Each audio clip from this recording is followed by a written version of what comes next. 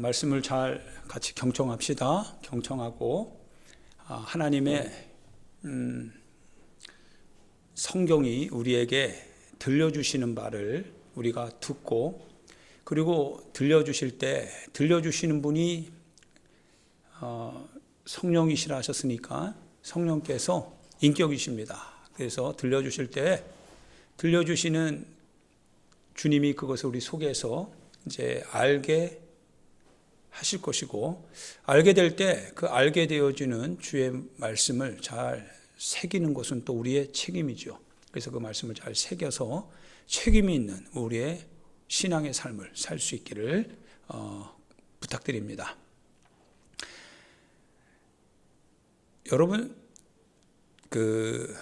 요한복음 5장, 요한복음 4장에 보면 예수님께서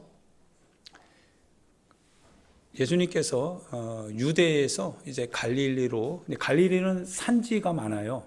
우리 공부했었던 것 같아요, 그죠? 갈릴리는 이 산악지대라서, 그래서 산악지대에 계셨던 예수님이 유대에서 갈릴리로 오셨어요. 그리고 갈릴리 그 호숫가에는 가버나움 회당이라고 하는 게 있죠.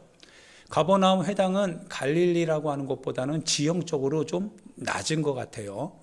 그래서 요한복음에 의하면 가버나움을 통치하고 있었던, 즉 갈릴리 땅을 통치하고 있었던 헤롯 안티파스라고 하는 헤롯 대왕의 아들이 있는데요. 그 헤롯 안티파스의 신하 중에 한 사람이 있어요. 그 신하 중에 한 사람. 근데 그 신하 중 한 사람이 어떻게 보면 누가복음에 나오는 예수님을 수종 들었던 그 여인 중에 요한나라고 하는 여인이 있습니다. 그죠? 그 요한나가 자기 비용으로 예수님을 그리고 그 제자들을 섬겼더라, 이런 표현이 있는데, 이 청직이란 단어는 아마 찾아보면 굉장히 권세 있는 사람을 일컬을 때 청직이라 이렇게 표현을 하나 봐요. 그래서 학자에 의하면 이 요한나라고 하는 누가복음에서 예수님을 섬겼던 헤롯의 신하의 아들, 청지기의 아들이었던 그 요한나. 그래서 그 남편이 아마 구사라고 이렇게 표현을 하나 봐요. 그 구사의 아들, 구사의 아내 요한나. 요한나가 예수님을 섬길 때 아마 굉장히 어떤 부가 좀 있었던 것 같아요. 그래서 그 부를 가지고 복음 사역을 잘 섬겼던 그 요한나. 근데 그 여인이 이렇게 예수님을 섬길 수 있었던 계기가, 실은 우리는 요한복음을 보면 알게 됩니다. 헤롯의 신하의 아들이 이제 왕의 아들이죠. 왕의 신하의 아들이 열병에 의해서 죽어가고 있죠. 죽어가고 있는데 예수님께서 죽은 자를 살린다라고 하는 소식도 이미 다 이 사람들은 알고 있습니다. 그래서 유대에 계셨던 예수님이요, 갈릴리로 오셨다라고 하는 소문을 듣고, 갈릴리와 가버나움은 멀지 않으니까 바로 가버나움에 이 헤롯의 왕의 아들이 거기서 이제 죽어가고 있어요. 거기 집이 있었던 거겠죠. 그래서 예수님이 갈릴리로 오셨다라고 하는 소문을 듣고 그 헤롯의 신하가, 구사가 예수님께로 온 거죠. 예수님께로 와가지고 예수님 앞에 엎드려서 부탁을 드렸죠. 우리 아들이 죽기 전에 내려와 달라고. 그래서 내려와 달라고 하는 거는 갈릴리가 높은 지역이고 가버나움이 낮은 지역이니까 예수님 내려와 주세요. 내려오셔서 저기 가버나움에 내 아들이 있는, 지금 죽어가고 있는 집에, 내 집에 좀 와주세요. 그리고 내 아들에게 손을 얹어서 좀 살게 해 주세요. 죽기 전에 내려와 주세요. 이렇게 부탁을 했던 거거든요. 그러자 예수님께서 이제 그 신하에게 말을 합니다. 가라, 내 아들이 살았다라고 하는 말씀을 하세요. 근데 지금 아들이 있는 곳에 있지 않거든요. 예수님이 멀리 있습니다. 그래서 그 말을 이 헤롯의 신하가 그 말을 가졌어요. 그래서 took Jesus at his words 이렇게 말합니다. 그러니까 예수님의 말씀을 가지고 그 예수님을 데리고 갔다. 그러니까 예수님을 말씀을 신뢰한 거죠. 그 안에 인격이 있다는 거죠. 그래서 그 신하가 참 신기한 것 같아요. 예수님을 끌고 가야 되는 것이 마땅한데 의원이 가야 되는 거 아니겠어요? 근데 의원이 말을 한 거예요. 그냥 내 아들이 살아났다. 그 말이 이제 전날 7시, 그러니까 아들이 살아났다라고 하는 그 다음 날 그 집에서 자신의 종들이 와가지고 당신의 아들이 살았습니다. 그때를 물어보니 어제 7시였더라고요. 근데 그 7시에 누가 무슨 얘기를 했냐면 바로 예수님이 자기에게 뭐라고 했냐면 네 아들이 살아났다. 이 얘기를 한 거거든요. 그래서 하루가 지난 다음에 그 종들이 자기를 만나러 이제 마중 나온 거죠. 마중 나와가지고는 하는 얘기가 당신의 아들의 열이 떨어져서 당신의 아들이 살았습니다. 그 소식을 딱 듣고 언제 열이 떨어졌느냐라고 물었더니 어제 예수님께서 말씀하셨던 바로 그때였더라고요. 근데 그때요, 이 헤롯의 신하의 마음에는 예수님이 그 말씀을 하셨을 때요, 그게 어떻게 된 거예요? 신뢰가 된 거예요. 주님의 인격이 그 안에 들어온 것처럼. 주님이 들어온 건 아니에요. 그 말씀이 들어온 거죠. 그리고 그 말씀을 의지해서 신뢰해서 그냥 간 거예요. 아무것도 없어요. 그냥 말씀을 믿고 갔을 뿐입니다. 그런데 그 다음날 그 아들이 살아난 거예요. 그 바람에 온 집안이 어떻게 됐어요? 온 집안이 다 예수를 믿게 되었습니다. 그러고 나서 다 그 집안을 예수 믿게 만들었어요. 그 아내의 이름이 누구라고요? 바로 예수님을 섬겼던 요한나라고 하는 여인입니다. 이 하나의 계기를 통해서 예수님을 섬기게 됐다는 거죠. 사랑하는 여러분, 경험이라고 하는 건 정말 무섭죠. 주님과 나와의 인격적인 만남이 이루어질 때 이와 같은 기적적인 일들이 일어나는 거죠. 우리가 주님을 섬길 수 있는 것도 실은 만남이 있으면 섬겨지는 거죠. 내가 섬기고 싶다고 해서 섬겨지는 것이 있는 반면에, 그러나 한계에 부딪히면 우리가 섬길 수 없죠. 그런데 그분과 우리의 만남이 이루어지면 그 만남이 우리로 하여금 섬기게 하더라 이거예요. 이게 실은 복음의 힘이죠. 권세이죠. 인격의 살아있음이죠. 그러니까 신앙은, 사랑은 여러분 한번 생각해 보는 거예요. 그러면 오늘 우리의 신앙생활은 내가 하는 것 같지만 실은 성령이 우리를 이끌어 주신다라는 얘기를 많이 합니다. 성령이 이끌지 아니하시면 누구도 주님께로 나올 수 없다고 하는 걸 보면 성령이 우리를 이끌어 주시는 거죠. 성령이 우리를 이끌어 주셔야 나온다고 한다면 그것은 내 뜻이 아니라 주님의 뜻이고 내 힘이 아니라 주님의 힘에 의하여서 실은 내가 여기 앉아 있는 것 같지만 실은 주님의 인도하심을 따라 앉아 있는 것이다라고 우리는 말할 수 있는 거죠. 어떻게 보면 신앙은 수동적인 것 같기도 합니다. 그러나 그 수동적인 힘이 우리 안에서 받아들여지는 거죠. 주님의 그 말씀이 우리로 하여금 명령을 하잖아요. 주님의 말씀이 우리로 하여금 이렇게 살라고 명령을 하는데요. 그 명령이 실은 내가 살아있으면 받아들여지지가 않죠. 받아들여지지가 않기 때문에 우리는 그거를 거절하잖아요. 그리고 내가 내 방식대로 사는 거 아니겠어요? 그런데 그분의 말씀이 나로 하여금 살게 하는 것은 내가 그분의 말씀을 수용했기 때문에 그런 거죠. 받아들였기 때문에 그런 거죠. 받아들이는 거기에서 실은 주님이 나에게 그리스도의 형상을 이루어 가시는 거죠. 그분의 삶을 살게 만드는 거죠. 그분의 말씀에 근거 위에 섰을 때 신앙생활이 비로소 이루어지는 것이다라고 우리는 말할 수 있는 거죠. 할렐루야. 그래서 그분의 말씀이 나를 이끌어 갈 때 내가 그거를 하고 싶은 하고 싶지 않든 그걸 떠나서 그분의 힘이 나로 하여금 그렇게 하게 하는 뭔가 느낌이 있다 이거예요. 그것이 우리에게는 확신이죠. 확신이 있기 때문에 그분의 말씀을 따라 실은 살아가는 거죠. 이 말씀의 토대 위에, 말씀의 근거 위에, 즉 말씀의 경험 위에 오늘 우리의 신앙생활은 정당화될 수 있다라고 이렇게 얘기할 수 있습니다. 오늘 말씀을 들어보는데요. 사도 바울 선생님이요 3개월 동안 그 고린도에 가가지고 이 교회 그 안에 이미 이제 신자가 된 사람들이 있었던 것 같아요. 에베소에 아볼로라고 하는 그 성경에 박학다식한 어떤 사람에 의하여서 예수님을 믿은, 근데 성령의 세례를 받지 못한, 그러니까 성령을 알지 못한 채 그냥 안에 예수님을 이제 믿은 안에 어떤 제자들이 있었던 것 같아요. 그 제자들이 한 12명 정도 됐다고 하고요. 그 12명과 함께 아마 여러 제자들이 또 있었겠죠. 그래서 두란노라고 하는 어떤 사람의 그 서원에 들어가가지고 아마 강의실에 들어갔던 것 같아요. 그 강의실에 가서 사도 바울쌤이 3개월 동안 양육을 하기 시작합니다. 가르쳤다는 거예요. 양육은 정말 쉽지 않죠. 바로바로 믿고 전도하고 믿음 갖게 하고, 그리고 또 전도하고 믿음 갖게 하고. 근데 이것이 실은 거기서 끝나면 상관없는데, 근데 믿음은 뭐예요? 계속 자라야 되는 거죠. 성장해야 되는 거죠. 양육되지 않으면 실은 처음 믿음을 가졌다가 거기서 타락하고 말 수도 있잖아요. 떠날 수도 있는 거 아니겠어요?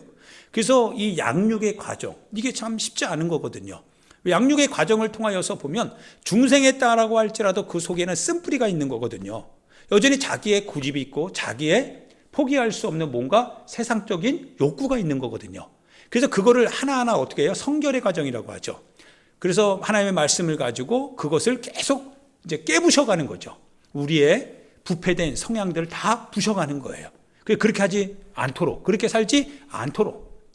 그래서 하나님의 영으로 몸의 행실을 죽여가는 거죠. 이 작업이 실은 양육의 과정인데, 그래서 이 사도 바울 선생님도 3개월 동안을요 계속적으로 양육을 해가는데 그게 쉽지가 않은 거죠. 대단했던 거예요. 그러던 중에 여러 가지 이제 받아들이는 사람도 있고 받아들이지 않는 많은 사람도 있습니다. 분명히 바울 선생님이 가르치는데도요, 역사가 있고 능력이 있고 기적이 있고 이적이 있는데도 불구하고 그의 말을 통하여서 살아있는 생생한 말이잖아요. 사도 바울 선생님이 하시는 말씀이니까 얼마나 대단해요. 아주 나이브한 거죠. 진짜 살아있는 거죠. 그럼에도 불구하고요, 그 소리를 듣는 사람들 중에도 여전히 받아들이지 않는 사람도 있더라 이거예요. 참 다 받아들일 것 같은데 근데 그러지 않더라 이거예요. 그것이 오늘 본문에 보면 이렇게 말하고 있어요. 19장 9절을 한번 읽어볼까요? 같이 한번 읽어봅시다. 시작.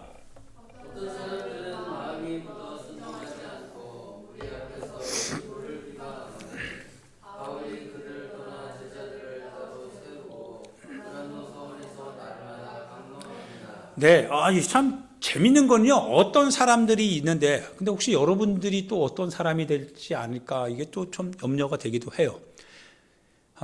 어떤 사람들, 실은 그 사람도 여러분과 혹시 나도 될 수 있다라고 하는 언제나 그런 위기의식을 가지고 신앙생활을 해야 됩니다. 나는 항상 순종할 거야. 나는 항상 주님의 뜻을 따라갈 거야. 나는 항상 하나님의 길에서 나는 절대 반대하지 않을 거야. 그런데 실은 그렇지 않을 수도 있다라는 겁니다. 그래서 위기의식을 늘 가지고 있어야 돼요. 왜? 그게 사람이니까요. 우리는 예수님을 닮아가는 거죠. 우리는 예수님이 아니잖아요. 그러니까 닮아가는 자, 즉 훈련하는 자는 그 교육을 통해서 자기를 연단하는 과정을 겪어가야 되는 거예요. 때로는 그것이 채찍이 될 수도 있고요. 때로는 그것이 환난과 고난이 될 수 있습니다. 그러나 잘 훈련된 한 사람이 나중에는 주의 제자가 되어서 많은 교회를 이끌어갈 수 있게 되죠. 그 사람은 자기의 것에 대하여서 그걸 다 부인할 수 있는 사람인 거죠. 처음에는 예수님의 것을 부인했던 사람이, 그러나 이제는 자신을 부인하고 예수님을 인정하게 되었던 사람. 대표적인 게 사도 바울 선생님이죠. 아마 사도 바울 선생님이 그 하나님의 나라 예수 그리스도에 대해서 계속 강론을 하는데 3개월 동안요 열심을 다해서 강론을 했습니다. 성장시키기 위하여서 계속 양육 교육을 했다는 거예요. 그런데 그 중에서 어떤 사람들은 마음이 굳었다라고 하는 표현을 해요. 마음이 굳었다라고 하는 게 뭘까요? 여러분, 마음이 굳었다는 게 뭘까요? 찰흙을 생각하면 되겠죠. 우리 마음이 찰흙과 같아요. 진흙과 같아요. 예레미야서에 그래요. 진흙은 이 봉지를 열면, 그래서 진흙으로 뭔가를 잘 만들 수 있죠. 그러다가 그것을 이제 만들어 놓고 나서 그늘에서 말리게 되면 굳지요. 굳게 되면 이게 움직여집니까? 유동적이지 않죠. 그 다음에 또 어떻게 돼요? 그냥 딱딱한 채로 있게 되고 그리고 그거를 다시 만들려고 하면 이게 부러져 버리게 되죠. 마음이 굳었다라고 하는 건 뭐예요? 이미 내 마음은 이미 정해놨다 이거예요. 난 이렇게 듣기로 결정했다 이거예요. 나는 이렇게 생각하기로 결정했다라는 겁니다. 이것이 마음이 굳었다 이렇게 표현을 하죠. 자, 마음이 굳은 거는 더 이상 반응이 될 수 없다는 거예요. 그래서 사도 바울 쌤이요, 아무리 사도 바울 쌤이라도 반응이 안 돼요. 대표적인 것이 예수님께서도 자기 고향 사람들에게 하나님의 나라, 하나님의 역사를 이야기해도요, 고향 사람들은 어때요? 마음이 굳었죠. 어떤 마음으로 굳었어요? 예수님은 요셉의 아들 아니야? 굳어버린 겁니다. 이미 그를 우리가 알고 있다. 목수의 자식 아니냐 이거예요. 이미 마음이 굳어 있는 거예요. 이 신앙생활이 굳으면 정말 위험합니다. 사랑하는 여러분, 나는 이렇게밖에 할 수 없어라고 하는 그 할 수 없어라고 하는 그게 굳어지면 정말 그 사람은 그렇게밖에 될 수 없습니다. 평생 그는 그와 같은 이 항아리 안에 자기를 가두고 그 안에서 자기의 모든 행위들을 합리화시키는 거예요. 벗어날 방법이 없어요. 굳은 사람은 그래서 아무리 그게 아니라고 해도 그렇다라고 하는 거예요. 나오질 못하는 거죠. 그래서 어떤 사람들은 마음이 굳어 순종하지 않았다 이렇게 표현을 하고요. 그러나 어떤 무리 앞에서 이 도를 그래서 이 사람은 비방까지 합니다. 막 비방하는 거예요. 그게 아니다라는 거예요. 마음이 얼마나 굳었으면 이제 비방까지도 하더라 이거예요. 그러자 사도 바울 쌤이 어떻게 합니까? 사람들을 따로 세워서요. 그리고 따로 세워서 제자들을 이제 강론하게 다시 또 가르치기 시작하는데 거의 뭐 2해 동안이랍니다. 2년 동안을 인물별 성경 공부를 2년 동안 계속 하는 거랑 똑같은 거죠. 근데 저야 뭐 일주일에 한 번 했지만 그러나 사도 바울 쌤은 어땠어요?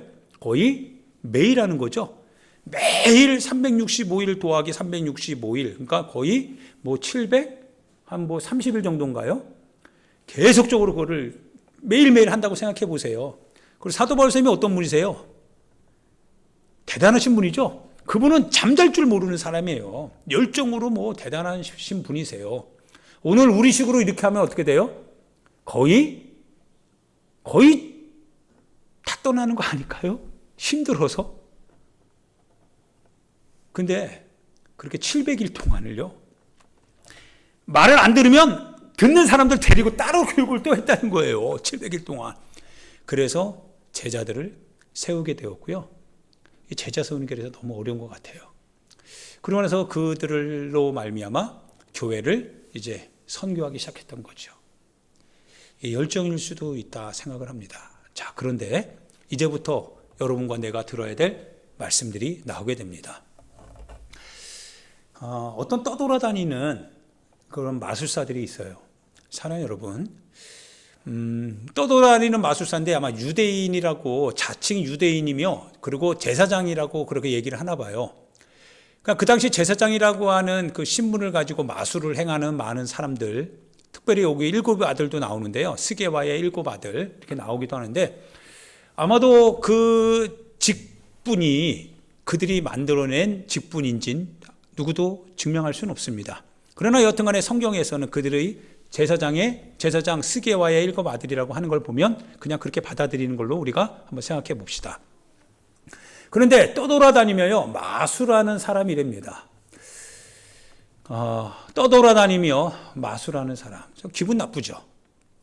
이 사람들이요, 사도 바울 선생님이 성령을 통하여서 능력으로 나타나는 하나님의 역사, 인격적인 만남을 통하여서요, 하나님의 말씀이 자신 안에서 살아 움직이는 그 정도까지 되기 위하여서 어떻게 보면 사도 바울 쌤은 자기를 부인하는 이런 희생, 이 절차를 지금 다 가지신 분이거든요. 우리가 봤을 때는 자기의 어떤 세상적인 욕구, 현실적인 탐욕, 실은 이분은 다 그걸 포기했죠. 내려놨습니다. 왜냐하면 그것보다 더 중요한 게 뭡니까? 그것보다 더 가치 있는 게 바로 예수 그리스도를 아는 지식이라고 말하고 있으니까요. 즉 예수님을 아는 그 지식이 그 안에 모든 보화가 있기 때문에 그는 세상적인 모든 것을 다 배설물로 여긴다라고 말하고 있습니다. 우리의 눈으로 봤을 때는 이해가 때로는 안 될 수도 있습니다. 세상적인 것을 위하여서요, 하나님의 나라, 하나님의 것, 하나님의 계명, 이걸 포기할 수는 있는 거 아닐까요? 우리가 세상적인 우리의 바쁜 어떤 스케줄을 위하여서 세상적인 무엇인가를 얻기 위하여서 그것이 만약 우리의 어떤 신앙적인 대가를 희생하기를 요구한다면 우리 충분히 그럴 수 있는 용의가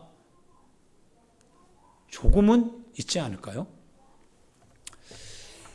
나의 어떤 육신적인 어떤 삶의 필요를 채워줄 수만 있다면, 그리고 육신적인 어떤 고통, 공경을 해결해 줄 수 있는 어떤 방법, 대답을 세상으로부터 우리가 얻을 수 있다면, 내 주변에 믿지 않는 어떤 사람들과 믿지 않는 어떤 통로와 수단과 방법을 통하여서 그와 같은 일들을 해결할 수 있다고 누군가로부터 정보를 얻게 된다면, 그런데 대가는 주의를 예를 들어 성수하지 못하는 것이며 하나님의 계명을 지키지 못하는 것이라고 한다면, 그렇다면 여러분 어떤 게 더 무게가 있는 겁니까요? 우리의 무게추는 어디에 있습니까? 세상 문제 해결하는 겁니까? 아니면 그럼에도 불구하고 내가 신앙을 지켜가는 겁니까? 여기에 대해서 실은 이제 오늘 본문은 말해주고 있는 것과 같습니다. 떠돌아다니며 마술하는 이 유대인 이 사람이요, 하나님의 역사가 나타날 수 있는, 그리고 나타나고 있는 사도 바울 선생님의 그 삶은 실은 주님과의 관계에서 나타나는 것이고요. 거기에는 우리가 거짓이 있다라고 말할 수가 없죠. 사도 바울 선생님이 거짓으로 예수님을 이용하고 그런 적이 없거든요. 자신의 사사로운 이익을 위하여서 예수님을 사용했다라고 우리는 사도 바울 선생님을 말할 수 없습니다. 그분은 모든 걸 다 포기하면서 예수님을 얻고자 했거든요. 그분을 얻기 위하여서 다 배설물로 여겼다라고 말할 정도면, 실은 우리는 사도 바울의 그와 같은 역사를 볼 때 그 역사가 어디서 나오는 거예요? 바로 하나님의 정결하고 거룩한 말씀 위에서 나온다라고 우리는 신뢰하지 않을 수 없는 거죠. 그런데 떠돌아다니며 마술하는 이 인간들이 나옵니다. 떠돌아다니며 마술하는 이 사람들이요, 예수님의 이름을 이용하는 겁니다. 나도 예수님의 이름을 한번 사용해 볼까 이거죠. 예수님의 이름으로 사도 바울 선생님이 말하는 게 예수의 이름 아니겠어요? 예수의 이름으로 사도 바울 선생님이 말할 때 병든 자가 일어나고 귀신이 떠나가고 놀라운 일들이 막 일어나면서 예언과 방언이 터지고 막 하니까, 야, 자기도 마술을 하잖아요. 신비에 대해서는 어느 정도 관록이 있는 인생들 아니겠어요? 그래서 그 이름을 한번 사용해 보고 싶었던 겁니다. 그래서 그 이름을 사용해서요, 악귀 들린 어떤 사람을 향하여서 말하는 거예요. 내가 바울이 말하는 예수의 이름으로 너희에게 얘기하노니 말하노니, 이를 얘기하는 겁니다. 우리 신앙생활 할 때도요, 기가 막힌 신앙생활이 있습니다. 사랑 여러분, 내가 정직하지 못할 수 있어도 하나님은 정직하십니다. 나는 거룩하지 못해도요, 하나님은 거룩하십니다. 하나님께서 거룩하지 못한 나를 사용할 수는 있습니다. 왜냐하면 나를 회개시키고 사용하시겠죠. 그러나 거룩하지 못한 내가 하나님을 사용해서는 안 되고 사용할 수도 없습니다. 되지도 않아요. 내 마음에 세상적인 흑심, 세상적인 어떤 욕구로 가득 차 있으면서 주님에게서 내가 축복을, 주님 나에게 은혜를 주세요, 왜 말씀에 이렇게 되어 있으니까요 나에게 주세요 라고 하면 주님이 호락호락하신 분이 아니다라는 거예요. 주님께서요, 내 자신이 그와 같이 좀 이렇게 불충한 그와 같은 청지기라고 할지라도, 그러나 주님이 우리를 불쌍히 여기신다면 우리를 용서해 주시고요, 우리를 방면해 주시는 일들이 예수님의 비유 속에 많이 나옵니다. 예, 주님이 나를 허락해 주시면 내가 사용될 수 있다는 거예요. 비록 내가 조금 어리석고 조금 내가 미련하고 조금 내가 잘못을 저지른 탕자와 같은 아들이라고 할지라도요, 돌아서고 주님 앞에서 주님이 나를 사용하기로 결정하신다면. 그런데 문제가 되는 건 뭐냐면요, 내가 주님을 이용하는 겁니다. 이게 실은 너무 가증스러운 거죠. 사도 바울 선생님이 예수님을 이용한 적이 없죠. 예수님의 손에 붙들려 사용되어진 적은 있어도 사도 바울이 예수님을 내가 손에 꽉 움켜주고서 예수님의 이름으로 막 칼을 휘두르듯이 그런 적은 없다 이거예요. 그런데 이 마술하는, 떠돌아다니며 마술하는 인생입니다. 아니, 기껏해야 떠돌아다니는 인생이에요. 신앙을 뭐예요? 기껏해야 떠돌아다니는 신앙생활하는 인생입니다. 신앙을 떠돌아다니면서 해요. 신앙을요, 떠돌아다니는 게 뭐예요? 중심이 없는 거죠. 그냥 임의대로 자기 자신이 잣대가 되어서 신앙을 자기 좋은 대로, 자기가 원하는 대로 신앙생활을 맞춰가는 겁니다. 떠돌아 다니는 거예요. 아니, 주님이 그런 주님이 아니시거든요. 사도 바울 선생님 안에서 나타나신 그 주님은, 사도 바울 선생님이 뭐라고, 하나님께서 사도 바울에게 뭐라고 하냐면, 내 능력이, 내 은혜가 너에게 족하니까 비록 사단의 가시가 너를 괴롭게 한다 할지라도 그거가 너로 하여금 내 그리스도의 능력이 너 안에서 온전하게 사용될 수 있는 동기, 채널이 되게 하는 것이다. 그걸 감사라고 하는 거예요. 하나님께서 굉장히 진지하신 거예요. 그분은요. 그분은 우리의 자신의 어떠한 이득을 위하여서 그분이 우리에게 맞춰주는 분이 아니라 그분을 위하여서 때로는 우리 자신을 뭐예요? 그분의 뜻에 사용될 수 있도록 만들어 가시는 주님이실 수 있다라고 하는 거예요. 그것이 때로 우리에게 고난이 되고 병이 되기도 하기도 할지라도 그렇다 이거예요. 그런데요, 이 떠돌아다니는 마술사가요, 뭘 얻으려고 했는지 예수의 이름을 가지고 뭡니까? 지금 시험하고 있는 거예요. 예수의 이름을 가지고 지금 사용해서 나도 한번 능력 있는 사람이라고 하는 것을 좀 보여야되겠다, 이렇게 하는 것 같아요. 정말 가당치도 않죠. 막 화가 나지 않습니까? 주님의 이름을 이런 식으로 싸구려 이름으로 그렇게 전락시키나?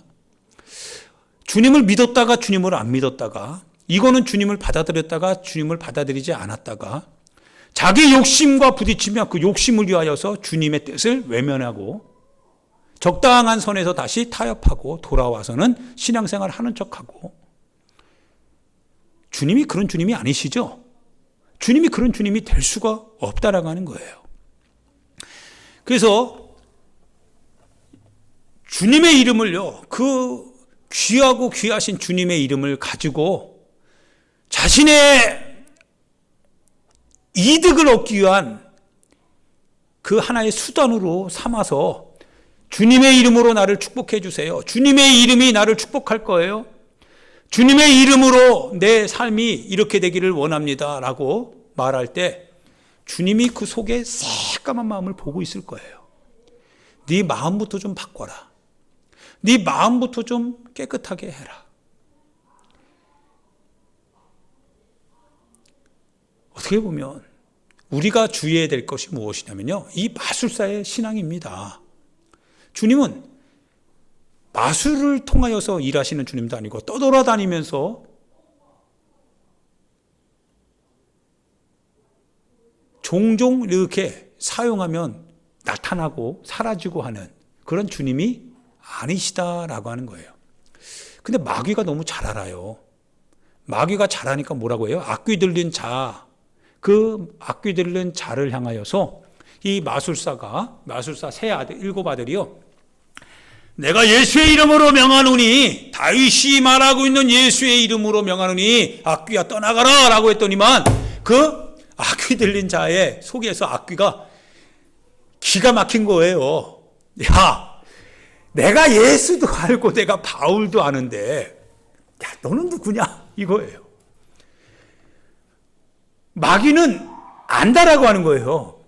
자기 신분을 알고 자기가 예수 앞에서 어떠한 존재라고 하는 것을 안다라고 하는 거예요. 근데 저는 누구냐 이거예요. 악귀도 이렇게 웃긴 거죠. 우리가 예수님의 제자라고 하는데요, 그리고 제자 이름으로 나는 신앙인이다라고 말하는데요, 악귀가 뭐라고 하는 거예요? 내가 신앙이 뭔지를 아는데 너가 정말 신앙인이냐 이런 거죠. 너 정말 신앙인이 맞냐라고 하는 거예요. 너가 정말 예수님을 믿는 거 맞냐라고 하는 거예요. 너가 정말 예수님을 정말로 신앙하는 거 맞냐 라고 하는 거예요. 악귀가 우습게 여기는 거예요. 야, 네 속을 보니까 네 속에 네 자신으로 꽉 차 있는데, 야, 네 속에 네 자신의 생각으로 꽉 차 있는 거, 그게 바로 내 거야. 이 세상의 것은 내 거니까 내가 그걸 너에게 준 거야. 근데 그 위에다가 예수님의 이름으로 축복해 주십시오, 그 위에다가 주님 나에게 은혜를 주십시오라고 하면 마귀가 가당치도 않죠. 예수님이 오시면 뭐합니까? 우리의 욕심을 쫓아낼 거 아니겠어요? 우리의 탐욕의 죄를 쫓아낼 거 아니겠어요? 귀신의 어둠들을 밀어낼 거 아니겠어요? 근데 그 위에다 덮어달라는 거예요. 우리가 말하기를. 내가 원하는 게 이건데요. 주님 나에게 축복해 주세요. 주님의 은혜로 나를 이렇게 성공시켜 주세요. 잘 되게 해 주세요. 주님이 그럴 주님이 아니시라는 거예요. 근데 우리는 그러한 기도를 한다는 거죠. 그러한 신앙생활을 한다는 거죠. 그러니까 귀신이 뭐라고 하는 거예요? 가당치도 않다 이거예요. 우습지도 않다 이거예요. 그러면서 이 사람들이요, 쫓겨납니다. 이 소식을 2년 동안 배웠던 사람들이 있잖아요. 이 소식을 딱 듣고 나서 그동안 이 마술을 했던 많은 사람들, 이거 마술하는 사람이 많은 걸 보니까 돈을 벌었겠죠. 이 책 팔아서. 그런데 이런 사건을 딱 보니까 이거 아니더라 이거예요. 그래서 마술책들을 싹 다 가지고 와서 불사르는데 은 5만이다 이렇게 표현합니다. 은 하나가 노동자 하루 품삯이래요. 그러면 5만 명이 뭐예요? 5만 명의 하루 품삯이니까 대단한 거죠? 대단한 거예요. 이 책들을 싹 다 가지고 와서 불살라 버립니다. 사랑 여러분, 때로는 우리 안에서 하나님의 말씀에 지지를 받지 못하는 것, 때로는 너무 무속적이고 미신적이고 이와 같은 무속적인 것과 같은 우리의 신앙생활이 혹시 있다고 한다면 주님 그러신 분이 아니시다. 이거를 여러분에게 말씀드리고 싶습니다.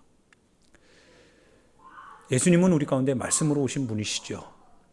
너무나 단순하면서도요, 그러면서도 가장 명확합니다. 주님은 말씀 위에 계십니다. 요한복음 16장에 예수님께서 너희가 지금은 근심한다라고 얘기합니다. 14장인가요? 그러나 곧 있어 너희가 기뻐할 것이다. 왜냐하면 내가 아버지께로부터 너희에게 뭘 보내신다고 했어요? 성령을 보낼 것이다 라고 하셨습니다. 성령이 오시면요, 그가 내 것을 가지고 너희에게 와서 너희에게 알게 할 거고 그리고 깨닫게 가르치실 것이다 라고 말씀하셨습니다. 누가요? 성령께서요. 성령은 무속의 신이 아닙니다. 성령은요, 우리가 전혀 알지 못하는 어떤 신비적인 어떠한 것들을 자극해서 우리로 하여금 황홀국에 빠지고 주님의 말씀과 전혀 상반되게, 그러한 주님이 아니시다는 거죠. 성령께서 내가 너희에게 말한 모든 것을 생각나게 하고 가르치실 것이다. 누가 말한 것이에요? 예수께서 말씀하신 거.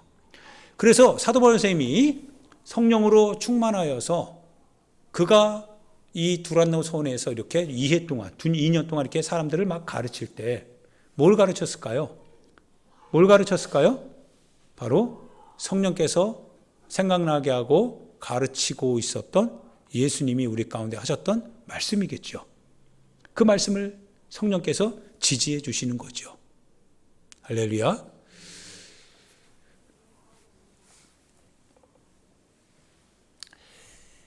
이 헤롯 신하의 아들이 죽어갈 때요, 예수님께서 한마디 하셨습니다. 가라, 내 아들이 살았다. 그게 그날 7시였는데 그 다음날 그 아버지가 그 말을 신기하게도 살아 있었습니다. 그게 예수님, 그러니까 말씀이 살아있다는 게 뭐예요? 이런 경험 해봤죠? 여러분 말씀의 은혜를 받았어요. 근데 그 말씀의 은혜를 받았는데 근데 막 이 그림이 그려지죠. 주님의 그림이 막 그려져요. 활동하는 그림이요. 그 말씀을 내가 말씀을 읽은 거거든요. 말씀을 읽었는데 그 말씀을 덮고 기도하고 이제 일상을 사는데요, 막 예수님이 그려지는 거 있잖아요. 이렇게 막 그러죠. 그려집니다. 막 그림을 그리라고 하면 막 오병이어 그 언덕에다 막 그림을 그리잖아요. 말씀을 생각해서. 이 아버지의 마음에도요, 그 말씀하신 예수님이 그 안에 그대로 라이브하게 살아있는 거죠. 살아있어요, 막. 살아있는 거죠. 막 살아있는 거죠. 이런 경우 있죠. 목사님이 말씀하셨어요. 그 말씀이 살아있잖아요, 막. 살아있는 거죠. 살아있어요. 그런데 그 다음날 정말 탁 가는데 종들이 와서 당신의 아들이 살았습니다. 야, 언제야? 어제 7시였습니다. 야, 어제 7시면 예수님이 나에게 말씀하셨던데 내 아들이 살아났느니라. 와, 어떻게 안 믿을 수 있어요? 그분의 말씀 위에서 나아가니까요. 그 말씀이 그대로 뭐예요? 성취되어 있더라 이거예요. 이게 신앙이고 이게 하나님의 역사입니다. 그런데 또 어떤 일이 있냐면요. 이게 성서를 쭉 읽다 보면 참 재밌는 건 사람들은 우리가 이런 경우도 많이 보면 달리다군을 보죠. 당신의 딸이 죽었기 때문에 사람들이 막 거기서 헌화하면서 장례를 치르고 있잖아요. 죽었다라고 막. 나사로도 어땠습니까? 죽은 지 나흘이 되었습니다라고 하면서 문 꽈닥 닫아놓고 있잖아요. 어느 한 나인성의 어떤 과부의 아들이 죽어서 지금 이 상을 치르러 가고 있잖아요. 무덤에. 근데 예수님 그걸 멈추시잖아요. 이렇게. 그리고 뭐 혈류증 걸린 여인 마찬가지죠. 수가성의 여인도 마찬가지고 우리가 뭐 장님, 허리 굽은 사람, 팔 마른 사람, 눈 못 보는 사람, 38년 동안 베데스다 물가에서 몸져 누워있던 사람, 이런 많은 사람들을 봐요. 그런데 그 사람들에게 놀라운 일들이 벌어집니다. 근데 그 놀라운 일이 벌어지는데 그 벌어지는 바로 그 순간에 누가 말씀하셨어요? 예수님께서 말씀하시더라 이거예요. 예수님께서 말씀하시는데요. 가라라고 하는 거고 떠라라고 하는 거고 마른 것을 잡아서 펴져라라고 하고 눈을 띄우시고 귀를 듣게 하시고 나오라라고 하시니까 나사로가 나오고요. 그러시더라 이거예요. 일어나라라고 하니까 소녀가 일어나더라 이거예요. 귀신아 떠나가라 하니까 귀신이 떠나가고 그 귀신 들렸던 아이가 건강해지더라 이거예요. 하나님의 말씀은요 사실적이죠. 하나님의 말씀은 사실입니다. 이 사실이 여러분과 내 안에 있으면 내 삶도 사실이겠죠. 그 말씀이 내 안에 없으면 내가 아무리 신앙인인 척해도 그 말씀이 없으면 나는 거짓을 따라 살겠죠. 안 믿겠죠. 안 받아들이겠죠. 겉으로는 외식하는 신앙인처럼 회칠한 무덤처럼 내 겉으로는 여러 가지 성경책을 들고 다니고 기도하는 척하고 예배드린 척하고 그러나 삶 속에서는 순종하지 않겠죠. 진실이 묻혀지겠죠. 그런데 예수님이 말씀하시는 그 말씀은요 그대로 삶의 현장에서 나타나더라 이거예요. 10명의 문둥병자가 있었어요. 여러분 아시죠? 사마리아 문둥병자 10명의 문둥병자가 예수님 곁에 가까이 오지 못하고요. 예수님을 향해서 부르짖습니다. 크게 외쳐서 뭐라고 합니까? 다윗의 자손이여 우리를 불쌍히 여겨 주옵소서라고 말합니다. 사정을 들어보니까 문둥병을 낫기를 원하는 거죠. 그래서 예수님이 뭐라고 합니까? 예수님이 직접 거기서 고쳐지신 것이 아니라 말씀으로 말합니다. 너의 몸을 제사장에게 보여라. 이 말은 뭐예요? 내가 지금 문둥병이 있는지 없는지 그거를 결정해 주는 권한이 제사장에게 있거든요. 율법에 의하면. 그래서 보이라고 하는 뜻은 뭐예요? 주님이 내 몸에 대해서 지금 관섭하시겠다는 뜻이거든요. 그래서 10명의 문둥병자가 예수님께로 정말 가요. 말씀을 듣고요. 문둥병을 가지고 가요. 참 놀랍지 않습니까? 어떻게 갈까요? 문둥병이 여전히 있는데요. 그런데 말씀을 듣고 그들이 그대로 가요. 그런데 가는 도중에 어떤 일이 벌어져요? 문둥병이 실제로 낫더라 이거죠. 그분의 말씀의 사실입니다. 사실적인 그분의 말씀의 능력이고 그게 말씀의 인격이거든요. 그분이 그 안에 있는 거거든요. 그러고 나서 9명 그냥 가지만 한 사람은 뭐예요? 주님께로 돌아오죠. 돌아와서 하나님이 나를 낫게 하셨습니다라고 하나님께 영광을 돌리는 거거든요. 이게 신앙이죠. 하나님의 말씀의 근거 위에서 우리가 살아가야 될 신앙 생활이지요. 하나님의 말씀에 근거가 없다면 그렇다면 우리의 신앙생활은 다 공허하고 그건 무의미할 수밖에 없습니다. 그래서 마치 모래 위에 지은 집과 같다라고 말씀을 하고 계시는 거죠. 나더러 주여 주여 하지만 그러나 왜 주님이 모른다고 합니까? 모르는 신앙이기 때문에 그래요. 주여 주여 하기는 했지만 그러나 주님은 모르는 신앙생활, 불법을 행하기 때문에 그래요. 그게 무슨 뜻일까요? 그게 무슨 뜻일까요? 여러분과 내 안에 혹시 불법이 없습니까? 불법이 내 안에 혹시 없습니까? 가라지가 혹시 내 안에 없습니까? 알곡이 없다라는 건 아닙니다. 씨앗이 뿌려져 있지만 그러나 혹시 돌이나 가시덤불이나 혹시 그런 게 없냐 이거예요. 결국은 열매를 맺지 못하게 그래서 포기하게 만드는 그와 같은 모습은 없냐 이거예요. 그게 바로 뭡니까? 내 자신이지요. 그게 탐욕이지요. 그래서 골로새서에 의하면 탐욕은 곧 우상 숭배니라라고 합니다. 나를 섬기는 거거든요. 탐심. 어느 날 삼손이요. 여러분 너무 잘 알죠? 삼손이 힘이 어디 있어요? 머리카락이 있는데 그 머리카락에 힘을 주신 것은 누가 주신 거예요? 실은 주님이 약속을 하신 거죠. 머리를 삭도를 대지 마라. 하나님의 약속이 있기 때문에 실은 머리가 신비적으로 무속적으로 힘이 있는 게 아니라 실은 주님의 약속이 있기 때문에 힘이 있는 거였죠. 근데 머리가 잘렸어요. 힘이 있을까요? 힘이 없더라 이거예요. 왜? 약속은 끊어진 거거든요. 근데 삼손은 어떡합니까? 지금까지 힘을 발휘했었잖아요. 힘을 발휘했었잖아요. 경험이 있잖아요. 그래서 삼손이 뭐라고 해요? 내가 이전처럼 힘을 쓰리라 라고 했거든요. 근데 힘이 나와요?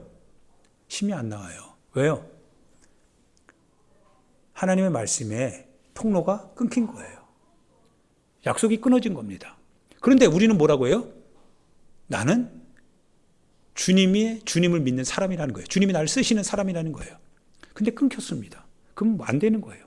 이걸 바로 뭐라고 하냐면 근거 없는 확신이다 이렇게 표현합니다. 따라해봅시다. 근거 없는 확신. 예전에는 근거가 있었어요. 근거가 있어가지고 그 근거 위에서 내가 뭔가를 할 때 주님이 그거에 대해서 관계를 해주셨어요. 그런데 어느 날 내가 불순종합니다. 내가 주님을 거절합니다. 내가 주님에게서 등을 돌립니다. 그런데 나는 뭐예요? 주님 앞에 나아갑니다. 그래서 그 나아가는 내 모습, 예전에도 나아갔기 때문에 지금도 나아가는데 예전에 나를 받아주셨던 주님이 지금도 받아주실 것이다라고 얘기하지만 근데 주님 받아주지 않으세요. 왜냐면요. 구약에 보면 내 말을 듣지 않고 나를 배신하는 사람들 주님이 심판하신다고 했거든요. 이스라엘 백성들에게 그래서 예언자들이 뭐라고 합니까? 이스라엘 백성들이 거룩한 성 예루살렘에 하나님이 계신다고 하고 그 예루살렘이 우리 가운데 있기만 하면 우리는 외세가 아무리 우리를 힘들게 하고 어렵게 하고 그런다 할지라도 우리는 망하지 않는다고 했거든요. 그래서 그 안에서 그들이 뭡니까? 도둑질도 하고 거짓말도 하고 가난한 사람들의 옷을 전당 잡기도 하고 노예 삼기도 하고 못된 짓 할지 못할지 다 하고 있고 욕심 다 채우고 있었거든요. 그러면서 그들이 성전에 와서 제사 드리고 있었거든요. 제사 드릴 때마다 하나님이 이 제사 받아주시는 거니까 이 내 모든 행위가 타당한 합리화될 수 있다라고 얘기했거든요. 하나님이 여전히 나를 지켜주실 것이라고 생각하고 그 땅의 지경을 막 넓혀가기 시작했거든요. 그런데 예언자들이 말하기 시작해요. 멸망할 거라는 거예요. 너희가 하나님의 뜻대로 회개하지 않으면 멸망할 거라는 거예요. 이 성 예루살렘 성 불타 없어질 거라는 거예요. 받아들여집니까? 받아들여지지가 않아요. 왜? 예루살렘 성이 눈앞에 그대로 있고요. 지금 자기는 모든 걸 다 가지고 있잖아요. 하나님이 주신 거 아니겠어요? 그리고 제사는 내가 지금 드리고 있고요. 어디서 이상한 소리 하냐 이거예요. 그래서 예언자들을 때리고 박해하고 죽이기까지도 해요. 그런데 정말 예언자들을 통해서 하셨던 그 말씀 그대로요. 너희가 내 말을 듣지 아니하고 너희가 내 뜻대로 행하는 데서 돌이켜서 이방인의 길을 따르고 이방인들처럼 우상 숭배하고 내 이웃을 학대하며 전당 잡고 주님의 말씀대로 따르지 아니할 땐 내가 너희를 심판할 것이다. 너희가 믿고 따르는 이 성을 반드시 불태울 것이며 너희의 처자식들을 바위에 메어치고 너희의 와이프, 딸들을 창녀로 삼을 것이며 너희는 끌려가서 이방 땅에서 우상을 섬기게 될 것이다. 이게 가당치도 않는 얘기죠. 이스라엘 사람들을 향한 이 하나님의 말씀이라고 하니까 이게 믿어지지가 않는 거잖아요. 그런데 때가 되니까요, 하나님께서 정말 그렇게 심판하셨습니다. 근거 없는 이 평안함의 안식이라고 하는 근거 없는 이 거짓 메시지에 이스라엘 백성들이 속았던 거예요. 이스라엘 백성들이요, 속았습니다. 오늘날 누가 여러분에게 하나님의 뜻대로 하지 않아도 하나님의 사랑이 여러분을 덮어줄 겁니다 라고 누군가가 얘기한다면 그게 정말 우리의 귀에 듣기 편합니다. 어렵지 않습니다. 조금 여러분이 예를 들어 하나님의 뜻대로 살지 못하면 회개해야 된다고 교회는 말하고 있습니다. 살지 못하는 것이 합리화돼서는 안 됩니다. 그것이 정당화될 수는 없습니다. 용서할 대상은 돼도 그러나 합리화할 수 있는 것은 안 됩니다. 그래서 주님 앞에 나와서 회개하시고 돌이키셔야 됩니다. 이게 교회가 하고 있는 말입니다. 그 행위를 인정하지 않습니다. 그 행위에 대해서 인정하지 않습니다. 그리고 주님의 긍휼을 힘입어서 돌아서기를 외칩니다. 그런데 사람들은요, 하나의 카르텔을 형성합니다. 그리고 하나님의 뜻대로 살지 않아도, 하나님 앞에 크게 결단하지 않아도요, 하나님의 말씀 앞에서 내가 대가 지불하거나, 그럼 내가 또 어떤 희생을 치러야 되거나, 내가 좀 불편해진다라고 한다면 그거를 밀어내고 모른 척하고, 마치 강도 만난 어떤 사람이 죽어가고 있는데 선한 사마리아인의 그 비유를 들으면서 너도 이와 같이 강도 만난 자의 이웃이 될 것 같은 자비를 베풀어야 된다라고 말할 때 그걸 귀담아 듣지 않고 제사장처럼 레위인들처럼 그냥 나는 내가 신앙생활만 나 혼자 잘하면 되지라고 하면서 강도 만난 자를 지나쳐 가는 것을 합리화시키고 정당화시키고 그거를 인정한다면 마치 그것을 통하여서 누군가는 계속 구원을 받을 수 있으며 하나님의 사랑 안에서 당신은 자녀입니다라고 누군가가 여러분을 계속 속인다고 할지라도, 그러나 결국은 하나님의 심판 앞에서 벗어날 방법이 없습니다라고 우리는 얘기하지 않을 수 없습니다. 왜? 그게 하나님의 말씀이니까요. 하나님의 말씀의 근거 위에서 우리가 삶을 살아갈 때 바로 그 삶은 주님 앞에서 타당합니다. 그러나 하나님의 말씀의 근거가 사라진 채로 사람들이 듣기 좋아하고 사람들이 서로 계약을 맺듯 약조를 맺듯 그렇게 만들어낸 새로운 현실판 신앙의 계명 위에서 우리에게 유리한 대로 그렇게 신앙하여도 우리는 구원을 받습니다라고 하는 그 믿음을 가지고 오늘 신앙생활을 한다면 하나님의 말씀의 근거가 없는 거죠. 하나님의 말씀과 상관이 없습니다. 그러면 바로 그는 삼손과 같습니다. 결국 끊어진 머리카락, 약속이 끊어진 그와 같은 신앙생활은 하나님 앞에서 더 이상 설 곳이 없다라고 하는 사실입니다. 나답과 아비후가 다른 불을 들이다가 괜찮을 줄 알았지만 그러나 아론의 두 아들 나답과 아비후가 주님이 정하신 다른 불 들이다가 어떻게 됐습니까? 죽임당하고 말았습니다. 엘리의 두 아들 홈니와 비느하스가 언약궤를 가지고요 블레셋과의 전쟁에서 이스라엘 백성들이 언약궤만 있으면 우리 승리할 것이다라고 그리고 확신하고 기뻐했습니다. 환호성을 질렀습니다. 그런데요 홈니와 비느하스 언약궤와 함께 했던 이스라엘 백성들이 블레셋과의 전쟁에서 그런데 어떻게 됩니까? 패하고 말았습니다. 언약궤는 뺏기고 두 아들은 죽임당하고 그 아버지도 목이 부러져 죽임을 당합니다. 왜 그렇습니까? 언약궤가 능력이 없어서 그렇습니까? 그러지 않았거든요.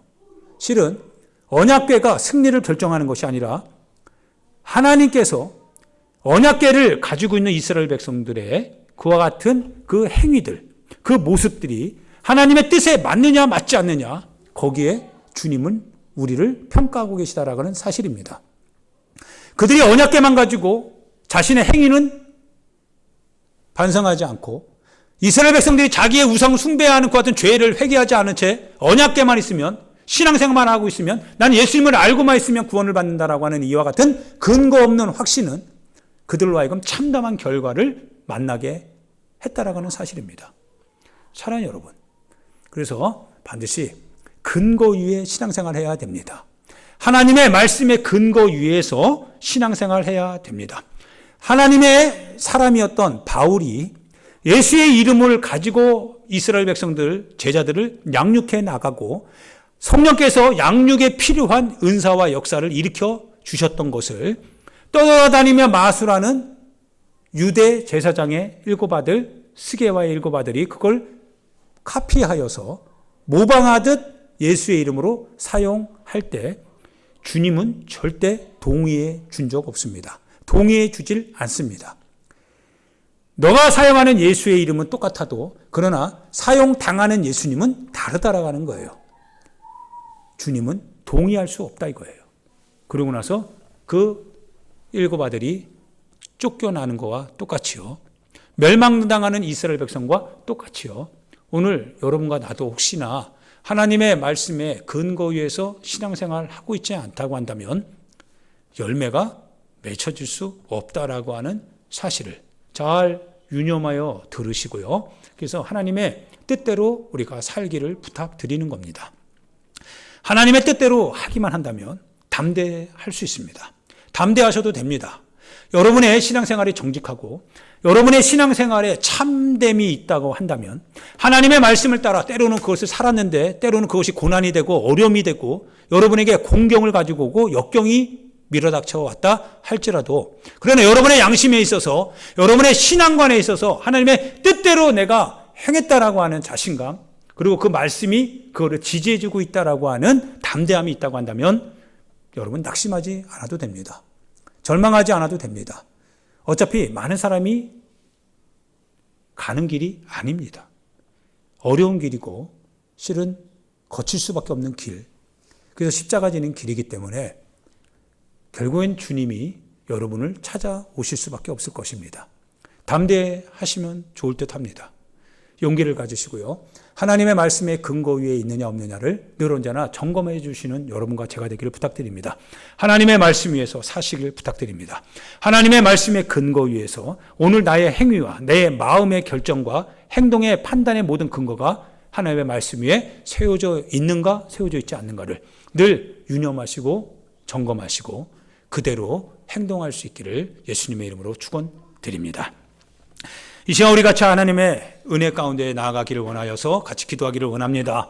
사랑하는 여러분, 하나님의 말씀을 의지하시길 바랍니다. 하나님의 말씀을 의지하시고 하나님의 말씀에 비껴가고 있다고 한다면 방향타를 빨리 다시 돌리시길 바랍니다. 나침판을 다시 돌리셔서 주님의 말씀으로 향할 수 있도록 여러분의 인생의 방향키를 돌리시길 바랍니다. 그리고 하나님의 말씀 안에서 여러분 지금 오늘 살고 있다고 한다면 여러분 상황이 어떻게 바뀌어도 여러분 두려워하지 마시길 바랍니다. 저도 그렇고 여러분도 그렇고요. 두려워하거나 낙심하거나 절망하지 않아도 됩니다. 하나님의 말씀이 세상을 이겼습니다. 그 말씀이 여러분 안에 여러분을 지지해주고 계시다고 한다면 여러분은 반드시 이겨나가실 겁니다.